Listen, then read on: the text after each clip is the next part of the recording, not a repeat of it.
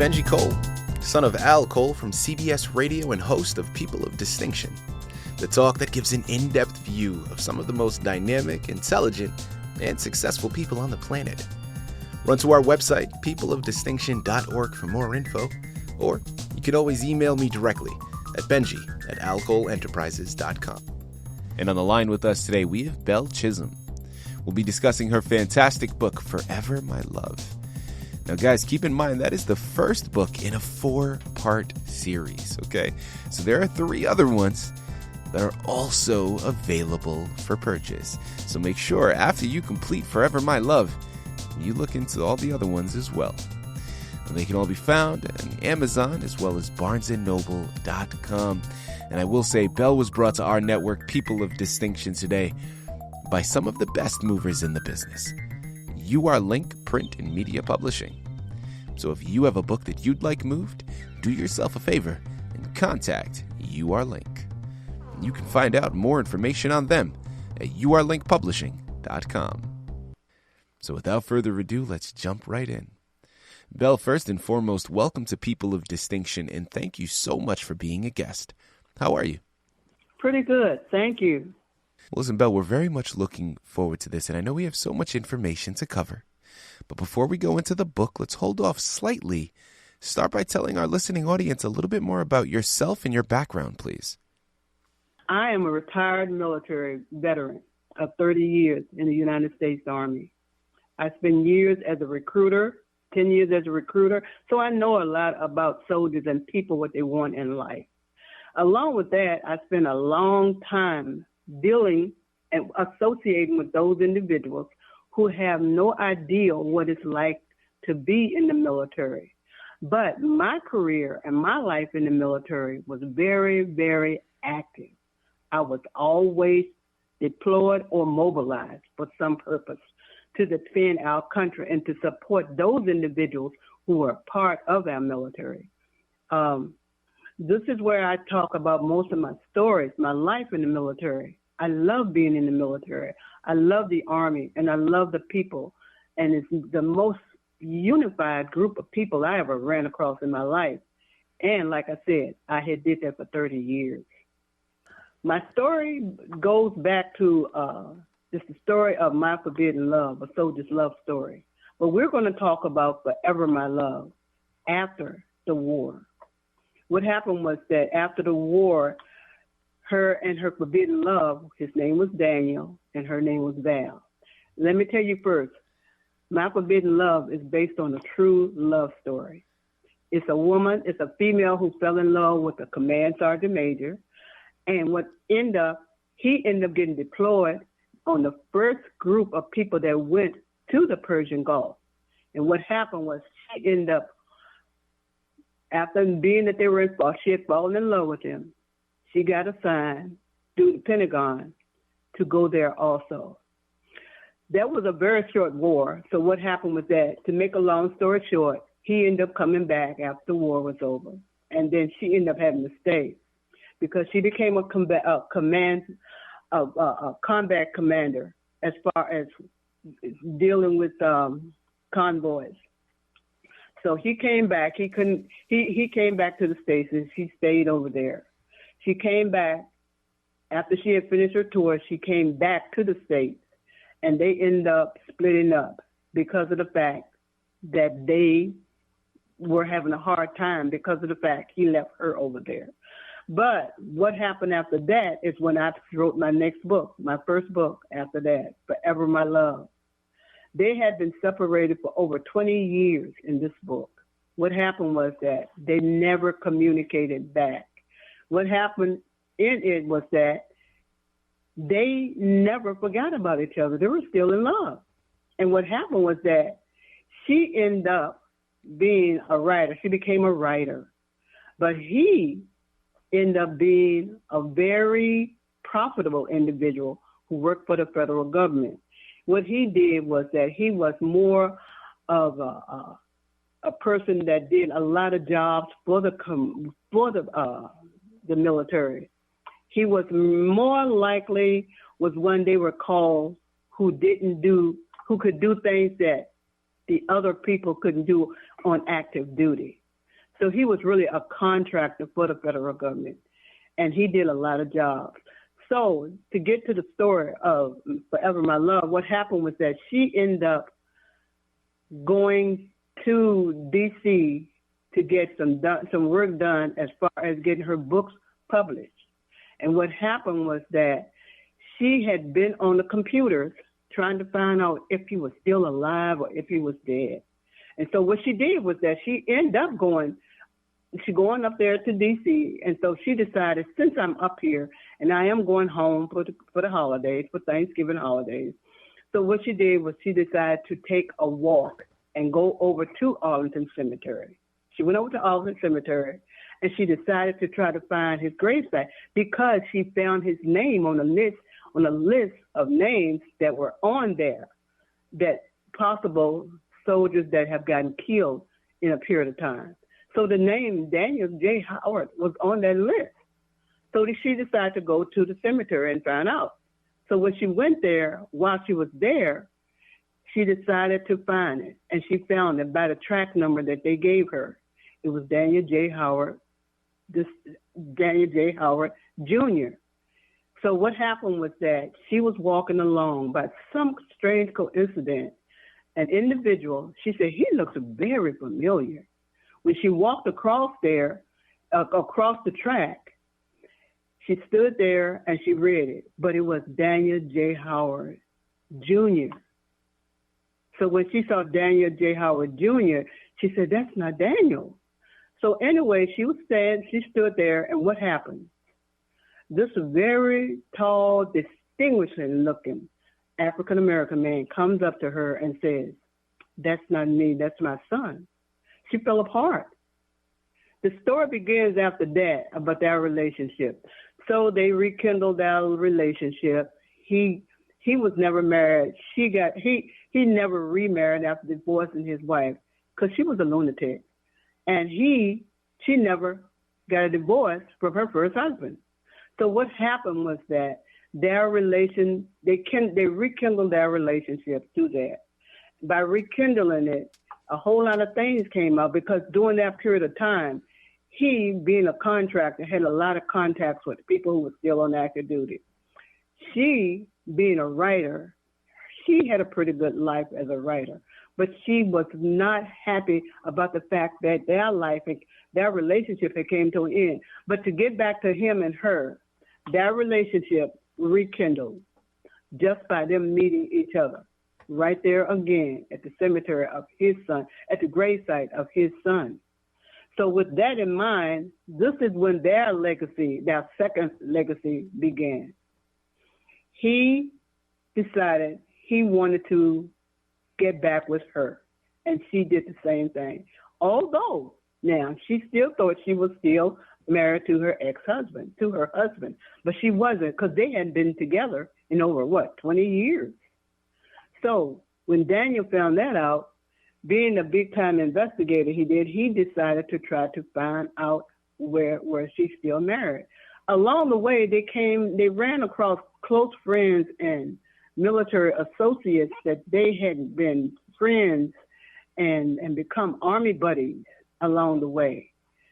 And then being that Daniel was a very dedicated, big and rich person because of what he did for the government. So he had a home down in Texas, south part of Texas in El Paso. And so he never did tell her what his life was like. She just went by, he just worked for the government. He's got a contract job. But he was a billionaire. She did not know this. But only thing she knew that she had found Daniel again. And by her finding Daniel again, she ended up going down, spending Christmas with them.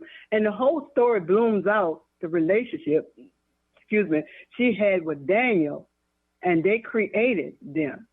And friends that they had run across while they were on active duty, those people became a part of his family because Daniel only had him and his son. Along the way, remember I told you that he had a son, that son was the one that was in their gravesite.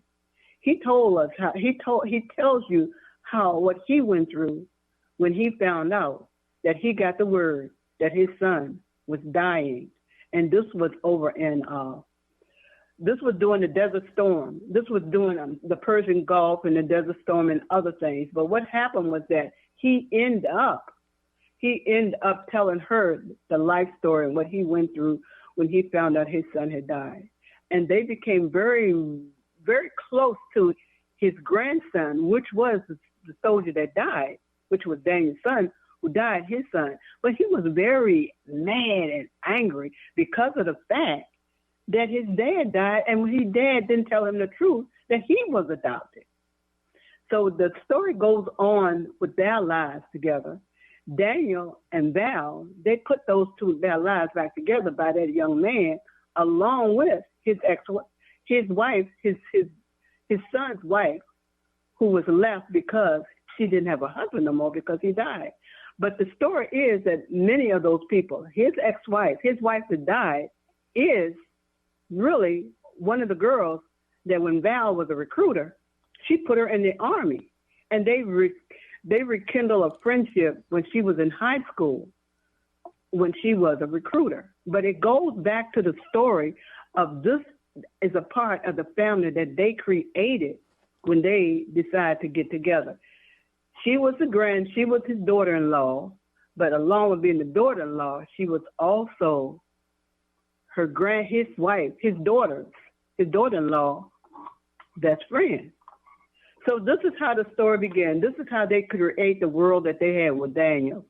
Daniel had a lot of money, but he was only there for the entertainment and the enjoyment of doing things for the government. Along with that, what happened was that they eventually got married, and by them getting married, what happened, Daniel and Val got married. They created a world that a lot of people that they had associated during the military, what happened was that they created that world for everybody, and nobody came out in a bad shape because Daniel, with his money, he made their lives better. He was a contractor. His job was to go to foreign countries like Afghanistan and all those places to make things, to get things back together, or to do the jobs that the federal government couldn't do and our Army couldn't do. So he was the one that they were always called to do that.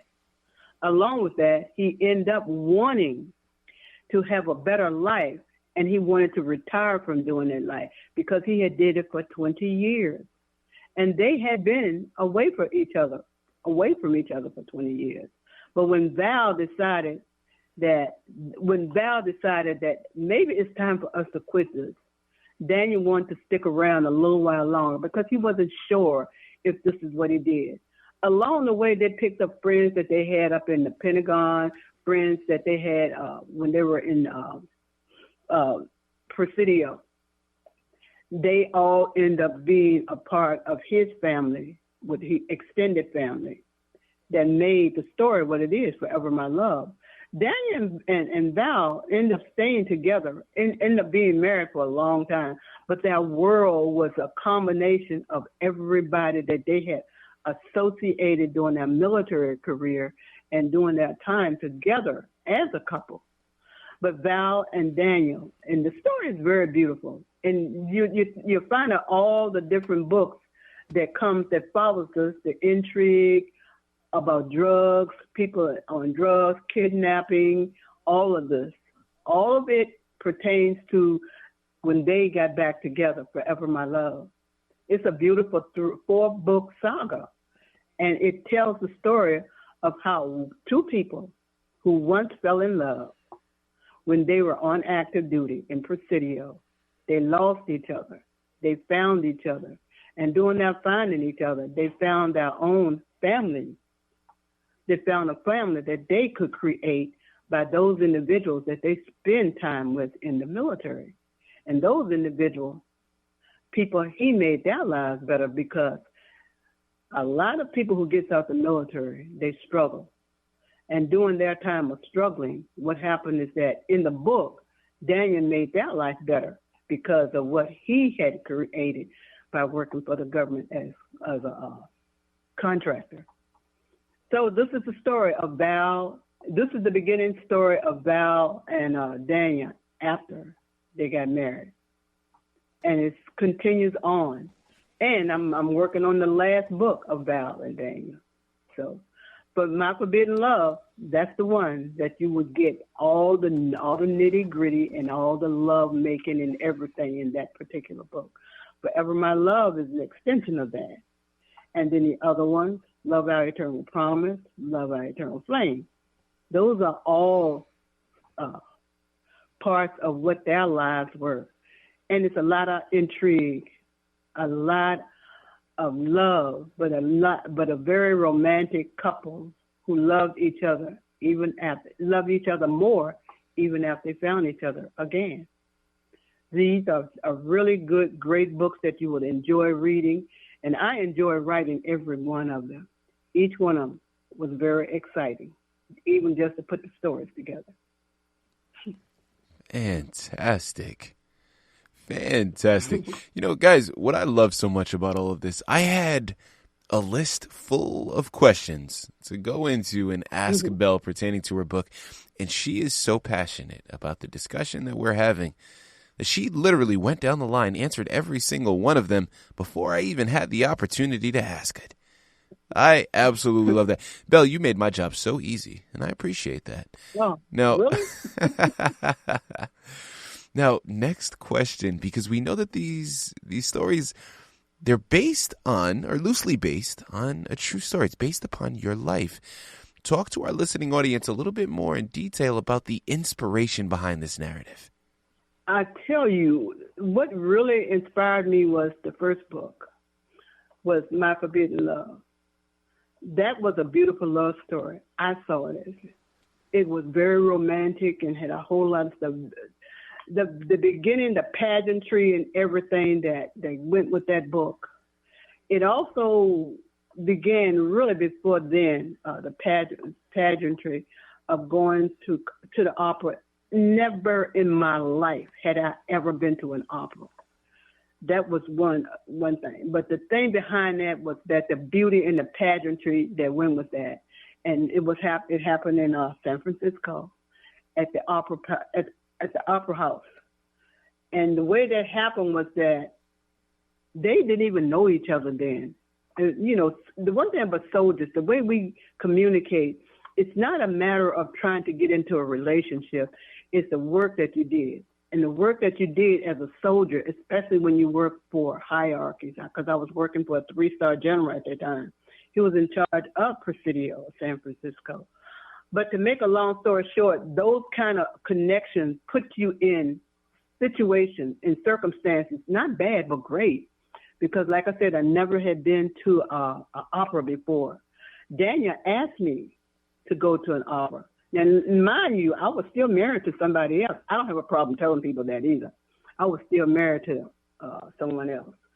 But what happened when he asked me, I was kind of shocked when he asked me, would I go to the opera? So I said, yes, but I don't have dress blues like all the other soldiers did. He said, well, that's okay. You know, just wear a beautiful, pretty dress, an outfit, or whatever, what makes you happy. But the beauty of it, the day he showed up at my penthouse apartment, yes, I had a penthouse apartment because I was there on a certain assignment. But the penthouse apartment was beautiful. It overlooked, it was one of the tallest buildings in San Francisco. It overlooked San Francisco. I could see the whole city. I could see all the way to the river, and it was beautiful. So to make a long story short, the day he knocked on the door and said, okay, that's when I fell in love with him. And that's when he said he fell in love with me. He knocked on my door, my penthouse door. I was dressed, I know I was beautiful. I had on the same color dress, was the same color, his uniform. And they were in that dress blues. So this is when our love affair really began. I fell head over heels when I saw him in that dress blues. And he said he fell over heels with me when he saw me in that beautiful dress with my hair all back, all pretty and everything. Never been to one before. So anyway, we went to the opera. I halfway fell asleep because, again, operas are long and they don't say anything but noise to me. And that is not my world. So anyway, that's when we started dating. And we spent that weekend. We went to we went on a boat ride, and we went to so many places together. Our biggest time was to try to spend as much time. We knew a war was going to come. We knew it was coming. But the biggest, what was that San Francisco is so beautiful. It was so beautiful that anything you did, to us, was romantic. And the lovemaking wasn't bad at all either. I'm going to be perfectly honest with you. And, you know, it turned out to be a very beautiful relationship. And then he got deployed. And then what we call mobilized. They let you know that you're going to get deployed. And that's when I was there all the time before the war started, all the preparations that it takes for us to go to war. You know, you have to get mobilized. Once you get mobilized, then you have to do the next thing that was get deployed. And after you get deployed, then you go to where they're sending you. And you 9 times out of 10, you'd never go with the unit that you are stationed with back in the States. Mm-hmm. You end up going to some other strange unit that most of the time they treat you right. But if you're not one of them, if you're not regular Army, they're not going to treat you right. And they will find out, and they will treat you like you don't belong there. But anyway, My Forbidden Love, the love story. And see, the title, My Forbidden Love, was a letter, a note that Daniel left me before he left for deployment.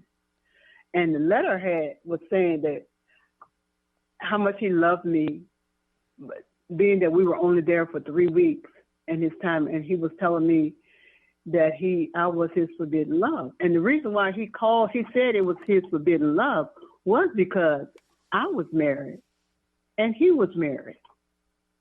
And that made our relationship a forbidden relationship.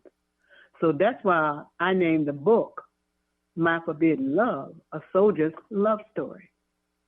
And it wasn't necessarily one soldier, but the stands for soldier. And both of us was in love. But he left. He left me there. And the thing behind that, he left me there in the States. So I said, I can't take this no longer. A part in one of the books, in that particular book, tells you how hard it was me after he left, because I was so in love with that man, even though I was married. I was so in love with that man, and he had left me and gone to war. So I called the Pentagon. I had friends. Remember, I said I worked for the Pentagon for a long time. Mm-hmm. Well, for some heavy-hitting generals up there, to include Colin Powell, I worked for them too. But not to be throwing names, but I'm just saying those are people that I work with. So I made a phone call. I talked to the people up there that I knew when I was there for 5 years. And I asked for an assignment, and they gave me an assignment. So I ended up over there in the Persian Gulf. Daniel didn't like the idea of me coming. He was very upset at that fact that I wanted to get deployed. He told me I didn't want to be over there because Saudi Arabia didn't like women. They didn't treat women right. But what happened was that Saudi didn't like women. So anyway, I went there, and he was still a little bit upset because I wanted to come. But he said, I can't do nothing about it now you're here. He couldn't do nothing about it anyway. So to make a long story short, I ended up over there. And after that, he ended up going north, up at where the fight was. I ended up staying down south because I was assigned to a unit out of Fort Hood. But I ended up staying. But see, then when the war was over, because that was a quick war, what happened was everybody else was coming back and getting ready to go home. But I didn't know he was going to go home. I took another assignment as a convoy commander, only female convoy commander. I took a assignment as the only female commander, combat commander. So I went north. Daniel was coming south. And so he was upset. He did everything in the world to try to get me back to the States. But it was too late because we had a mission to bring all that weaponry, all that utility, everything that we took up north to fight the battle. We had to bring it back, put it on the ships, and send it back to the States. Nobody. So I ended up, because I was a promotable E7, because I made Sergeant First Class, I had already been given a detail. I ended up becoming the only female convoy commander that was in that area. But our job was to get everything back. So Daniel was mad with me. He was so mad when he left, he never said another word for me. I never heard from him once I was over there for the last 5 months of my time over there. And what happened was that what really broke our relationship up. When I came back to the States, and my buddy, who was a sergeant major just like him, called him because he was teaching down at the Sergeant Major's Academy. He called me, and we had words on the phone. And those words wasn't nasty words. It was just, he was still mad at the fact that I did that. I became a convoy commander, and he wanted me to come home when he came home. And it doesn't work like that in the Army. So what happened was that ended our relationship. And that begins my forbidden love, the end of my forbidden love. But it began with Forever My Love. So that's how the book, that's how it ended. I mean, being in the Army where I was, it was nothing but pageantry. Beautiful love and pageantry. Mm-hmm. I enjoyed myself the 30 years that I spent in active duty. And some of the greatest places in the world that I had assignment, the Pentagon and all those places. 5 years at the Pentagon, working for top brass. Fantastic. So, that's my story. You know, Belle, thank you so much for everything that you've relayed so far today. Guys, listen, this is amazing. I mean, what a beautiful, beautiful journey to just get lost in. And remember, this is only the first in a 4-part series.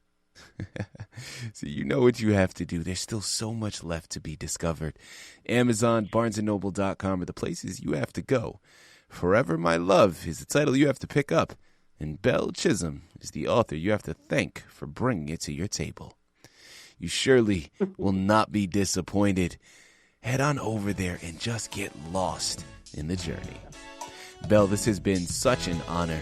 Thank you once again for being a guest with us today on People of Distinction.